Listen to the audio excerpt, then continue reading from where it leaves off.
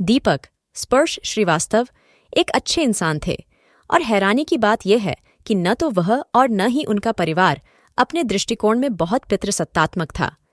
दीपक की मासूमियत, अपनी पत्नी के प्रति उनका प्यार, उन्हें जो सम्मान दिया और उन्हें खुश करने के लिए जो कुछ भी किया वह ताजगी भरी हवा के समान था।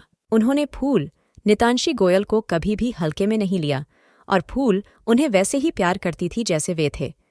शादी की रस्में खत्म हो चुकी थीं और जब दीपक का परिवार गांव लौट गया तो फूल के परिवार ने कुछ मंदिर की रस्मों के लिए दीपक को एक दिन और रुकने के लिए कहा। दीपक फूल के साथ चला गया और सफर पर निकल पड़ा, जहां उसे अपने गांव सूरजमुखी पहुंचने के लिए कई सार्वजनिक परिवहन बदलने पड़े। ट्रेन में दीपक ने देखा कि वहां कई नवविवाहित जोड़े बैठे थे और सभी दुल्हनें एक ही रंग की पोशाक पहने थीं। उनके चेहरे पर घूंघट था। यह एक लंबा और थकाऊ सफर था और किसी तरह दीपक ने एक झपकी लेने में कामयाबी हासिल की। वह अचानक जागा और महसूस किया कि उसका स्टेशन आ गया है और यह देर रात का समय था जब ज्यादातर यात्री सो रहे थे। वह जल्दी से उठा, अपना सामान लिया, फूल से उसका पीछा करने के लिए कहा और ट्रेन से उतर गया। उसे नहीं पता था कि फूल के बजाय उसके साथ कोई और महिला आ गई है। इस महिला का नाम जया प्रतिभा रांता था और वह प्रदीप भास्कर झा नाम के व्यक्ति से शादीशुदा थी। ऐसा लगता था कि यह गलती से हुआ और जया को यह एहसास भी नहीं हुआ कि वह उसके पति नहीं बल्कि कोई और आदमी था जिसने उसे आने के लिए कहा था। लेकिन बाद में पता चला कि जया को यह एहसास हो गया था जब उसने ट्रेन से कदम रखा, लेकिन उसने जानबूझकर चुप रहने का फैसला किया।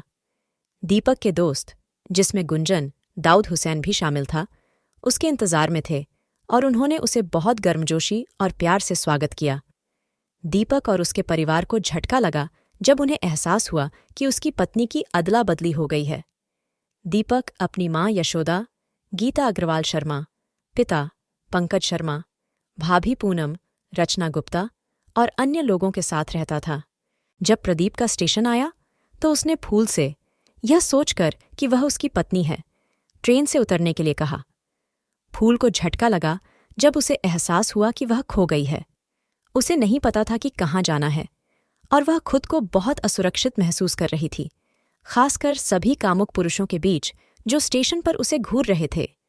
दीपक ने फूल की तलाश शुरू कर दी, लेकिन उसके पास उससे संपर्क करने का कोई साधन नहीं था और उसे यह भी नहीं पता था कि वह अभी भी ट्रेन में थी या किसी स्टेशन पर उतर गई थी। दूसरी ओर फूल को एक लड़का मिला, छोटू था, जिसने उसकी मदद करने का फैसला किया और उसने उसे एक महिला मंजू माई के पास ले गया, जिसका स्टेशन पर चाय और नाश्ते का स्टॉल था।